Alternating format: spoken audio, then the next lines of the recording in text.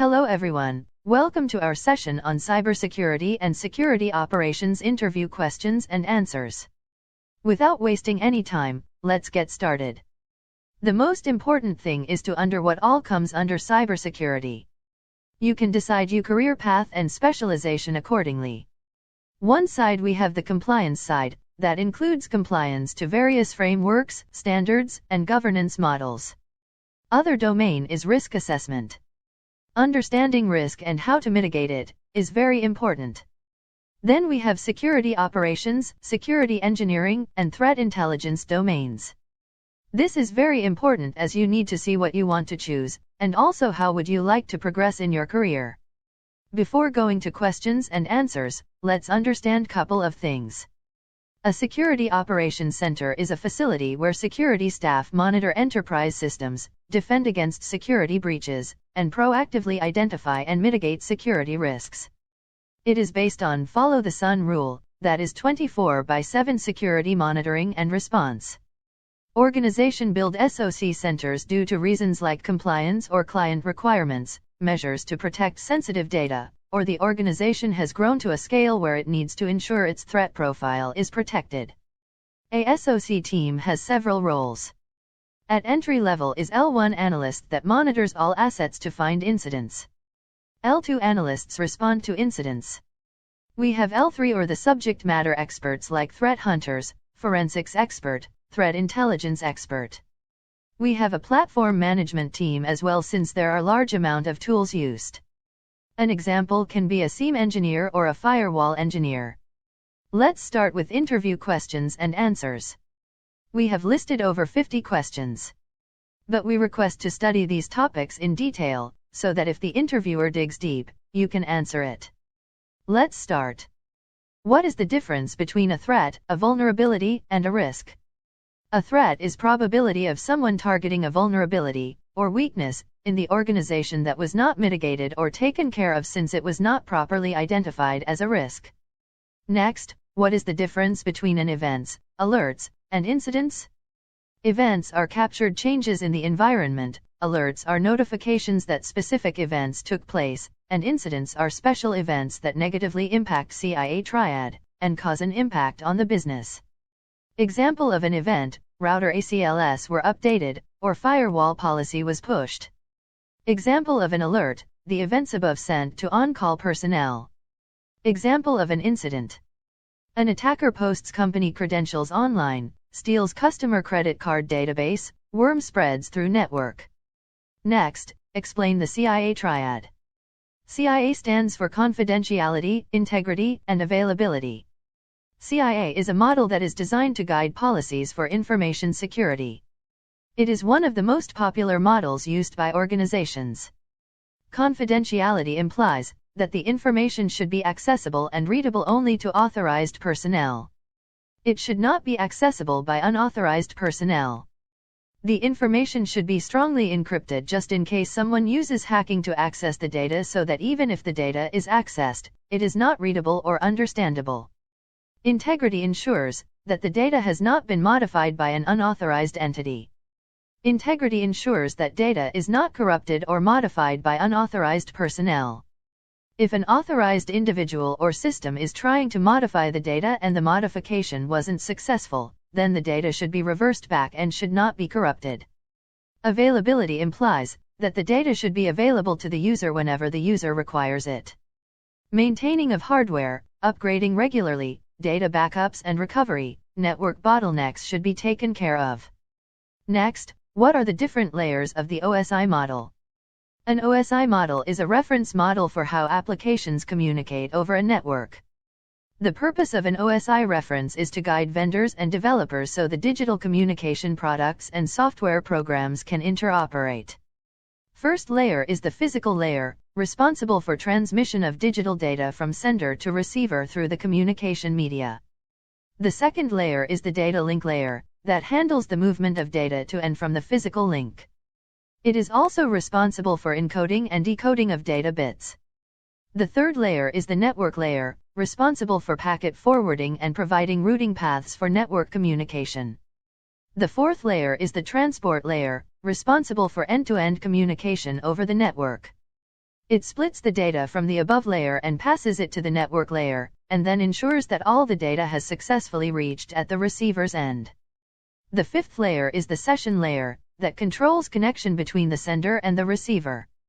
It is responsible for starting, ending, and managing the session and establishing, maintaining, and synchronizing interaction between the sender and the receiver. The sixth layer is the presentation layer. It deals with presenting the data in a proper format and data structure instead of sending raw datagrams or packets. The seventh and the last layer is the application layer.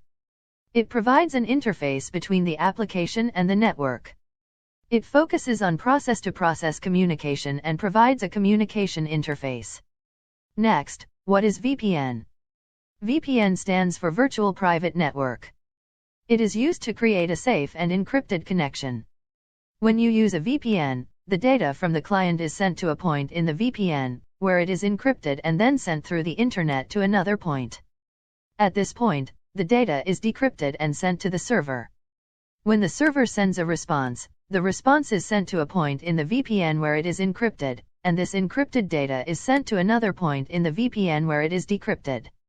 And finally, the decrypted data is sent to the client. The whole point of using a VPN is to ensure encrypted data transfer. Next, can you list some of the common cyber attacks? You can reply saying, malware, phishing, man-in-the-middle, password attacks, DDoS, ransomware, drive-by downloads, malvertising. Next, what's the difference between IDS and IPS? Intrusion detection system only detects intrusions and the administrator has to take care of preventing the intrusion. Whereas, in intrusion prevention system, the system detects the intrusion and takes actions to prevent the intrusion. Next, what is cryptography? Cryptography is the practice and study of techniques for securing information and communication mainly to protect the data from third parties that the data is not intended for. Next, how is encryption different from hashing? Both encryption and hashing are used to convert readable data into an unreadable format. The difference is that the encrypted data can be converted back to original data by the process of decryption, but the hashed data cannot be converted back to original data. Next, what is a firewall and why is it used? A firewall is a network security system set on the boundaries of the system or network that monitors and controls network traffic. Firewalls are mainly used to protect the system or network from viruses, worms, malware, etc. Firewalls can also be to prevent remote access and content filtering. Next, what is the difference between vulnerability assessment and penetration testing? Vulnerability assessment is the process of finding flaws on the target. Here, the organization knows that their system or network has flaws or weaknesses, and want to find these flaws and prioritize the flaws for fixing. Penetration testing is the process of finding vulnerabilities on the target. In this case, the organization would have set up all the security measures they could think of, and would want to test if there is any other way that their system or network can be hacked. Next, what is SSL? SSL is a standard security technology for creating an encrypted link between a server and a client, usually a web server and a web browser. An SSL certificate is installed on the server side, but there are visual cues on the browser which can tell users that they are protected by SSL. Firstly, if SSL is present on the site, users will see HTTPS at the start of the web address. Depending on what level of validation a certificate is given to the business, a secure connection may be indicated by the presence of a padlock icon or a green address bar signal. Next, what are the differences between HTTPS, SSL, and TLS? HTTPS is Hypertext Transfer Protocol and secures communications over a network. TLS is Transport Layer Security and is a successor protocol to SSL. Next, what is a brute force attack? Brute force is a way of finding out the right credentials by repetitively trying all the permutations and combinations of possible credentials. In most cases, brute force attacks are automated where the tool or software automatically tries to log in with a list of credentials. Next, how to prevent a brute force attack. Can be done in 3 steps. Password length. You can set a minimum length for password. The lengthier the password, the harder it is to find. Password complexity. Including different formats of characters in the password makes brute force attacks harder. Using alphanumeric passwords along with special characters, and upper and lowercase characters increase the password complexity, making it difficult to be cracked. Limiting login attempts. Set a limit on login failures. For example, you can set the limit on login failures as 3. So, when there are 3 consecutive login failures, restrict the user from logging in for some time, or send an email or OTP to use to log in the next time. Because brute force is an automated process, limiting login attempts will break the brute force process. Next, what are black hat, white hat, and gray hat hackers? Black hat hackers are known for having vast knowledge about breaking into computer networks. They can write malware which can be used to gain access to these systems. This type of hackers misuse their skills to steal information or use the hacked system for malicious purpose. White hat hackers use their powers for good deeds, and so they are also called ethical hackers. These are mostly hired by companies as a security specialist that attempts to find and fix vulnerabilities and security holes in the systems. They use their skills to help make the security better. Gray hat hackers are an amalgamation of a white hat and black hat hacker. They look for system vulnerabilities without the owner's permission. If they find any vulnerabilities, they report it to the owner. Unlike black hat hackers, they do not exploit the vulnerabilities found. Let's move forward. According to you, how often should you perform patch management? Patch management should be done as soon as it is released. For Windows, once the patch is released, it should be applied to all machines, not later than 1 month. Same goes for network devices, patch it as soon as it is released. Proper patch management should be followed. Next, explain man-in-the-middle attack. A man-in-the-middle attack is a type of attack where the hacker places himself in between the communication of 2 parties and steal the information. Suppose there are 2 parties A and B having a communication. Then the hacker joins this communication. He impersonates as party B to A and impersonates as party A in front of B. The data from both the parties are sent to the hacker, and the hacker redirects the data to the destination party after stealing the data required. While the 2 parties think that they are communicating with each other, in reality, they are communicating with the hacker. Next, how to prevent man-in-the-middle attack. Use VPN, use strong WEP or WPA encryption, use intrusion detection systems, force HTTPS, and use a public key pair-based authentication. Next, what is a botnet? A botnet is a combination of devices connected to the internet where each device has 1 or more bots running on it. The bots on the devices and malicious scripts used to hack a victim. Botnets can be used to steal data, send spams, and execute a DDoS attack. Next, explain DDoS attack and how to prevent it. A distributed denial of service attack is a cyber attack that causes the servers to refuse to provide services to genuine clients. DDoS attack can be classified into 2 types. First is flooding attacks. In this type, the hacker sends a huge amount of traffic to the server which the server cannot handle. And hence, the server stops functioning. This type of attack is usually executed by using automated programs that continuously send packets to the server. Second type is crash attacks. In this type, the hackers exploit a bug on the server resulting in the system to crash, and hence the server is not able to provide service to the clients. You can prevent DDoS attacks by using the following practices. Use anti-DDoS services, configure firewalls and routers, use front-end hardware, use load balancing, and handle spikes in traffic. Next, what is the SIEM used for? SIEM is used for following activities. Helps with data aggregation. Aggregates data from network, security, servers, databases, applications, and other security systems like firewalls, antivirus and intrusion detection systems. Helps with threat intelligence feeds. Combines internal data with threat intelligence feeds containing data on vulnerabilities, threat actors, and attack patterns. Helps with correlation. Links events and related data into meaningful bundles which represent a real security incident, threat, vulnerability, or forensic finding. Helps with analytics. Uses statistical models and machine learning to identify deeper relationships between data elements and anomalies compared to known trends, and tie them to security concerns. Helps with alerting. Analyses events and sends out alerts to notify security staff of immediate issues, either by email, other types of messaging, or via security dashboards. Helps with dashboards and visualizations. Creates visualizations to allow staff to review event data, see patterns, and identify activity that does not conform to standard patterns. Helps with incident response.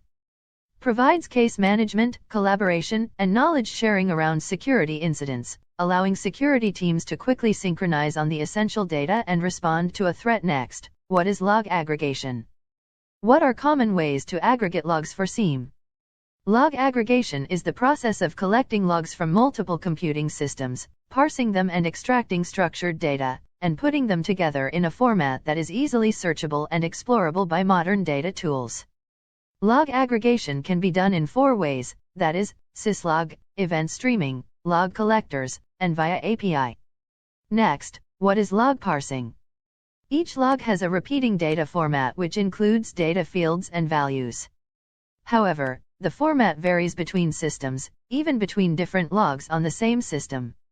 A log parser is a software component that can take a specific log format and convert it to structured data. Log aggregation software includes dozens or hundreds of parsers written to process logs for common systems.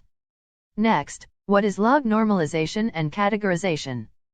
Normalization merges events containing different data into a reduced format which contains common event attributes. Most logs capture the same basic information, like time, network address, operation performed, etc. Categorization involves adding meaning to events, like identifying log data related to system events, authentication, local or remote operations, etc. Next, what is log enrichment? Log enrichment involves adding important information that can make the data more useful. For example, if the original log contained IP addresses, but not actual physical locations of the users accessing a system, a log aggregator can use a geolocation data service to find out locations and add them to the data. Next, what is UEBA? User and Entity Behavior Analytics is a new category of security solutions that use innovative analytics technology, including machine learning and deep learning, to discover abnormal and risky behavior by users, machines, and other entities on the corporate network. UEBA can detect security incidents that traditional tools do not see, because they do not conform to predefined correlation rules or attack patterns, or because they span multiple organizational systems and data sources. Next, what are 3 pillars of UEBA? Gartner defines UEBA solutions across 3 dimensions, that is, use cases, data sources and analytics. Next, what is SOAR? SOAR stands for Security Orchestration, Automation, and Response. This provides 3 SOAR capabilities. Orchestration is the ability to coordinate decision-making, and automate responsive actions based on an assessment of risks and environment states. Automation is related to orchestration. It is machine-driven execution of actions on security tools and IT systems, as part of a response to an incident. Incident management and collaboration helps security teams manage security incidents, collaborate and share data to resolve the incident efficiently. Next, what are top benefits of SOAR? Reduces mean time to detect and mean time to respond. Build use cases and playbooks to drive automation. Integrate all internal and external tools and enrichment sources at one place. And customized reports and dashboards capability. Next, what is 2FA and how can it be implemented for public websites? An extra layer of security that is known as multi-factor authentication. Requires not only a password and username but also something that only that user has on them, that is, a piece of information only they should know or have immediately to hand, such as a physical token. Authenticator apps replace the need to obtain a verification code via text, voice call or email. Next, what is cognitive cybersecurity? Cognitive cybersecurity is an application of AI technologies patterned on human thought processes to detect threats and protect physical and digital systems. Self-learning security systems use data mining, pattern recognition, and natural language processing to simulate the human brain, albeit in a high-powered computer model. Next, explain phishing and how to prevent it. Phishing is a cyber attack in which a hacker disguises as a trustworthy person or business and attempt to steal sensitive financial or personal information through fraudulent email or instant message. You can prevent phishing attacks by using the following practices. Don't enter sensitive information in the web pages that you don't trust. Verify the site's security. Use firewalls. Use antivirus software that has internet security. Use anti-phishing toolbar. Next, let's cover some tricky cross questions usually asked. What is the primary use case for deep learning in security? It's packet inspection. What is common metric used for SOC performance? It's mean time to detect and mean time to respond. What is the metric used in SOCs to measure how long compromises, on average, have been present? It's mean time to detect. A threat hunter and subject matter expert would be called a L3 analyst. Which security technology takes user behavior into account when making determinations? It's UEBA. Allowing for headroom and growth, what percentage over expected EPS capacity is recommended by SANS? It's 20%. Merging events containing different data into a reduced format which contains common event attributes is called normalization. The process of creating profiles that model standard behavior for users and entities in an IT environment is called baselining, which would not be used to describe the analytic techniques used in UEBA. It's deterministic. Again, remember the domains in cybersecurity space so that you understand the cyber ecosystem thoroughly. We wish you all the very best. If you need a copy of this presentation, reach out to us and we will share a copy. Please subscribe to stay on top of all the upcoming videos. Thank you.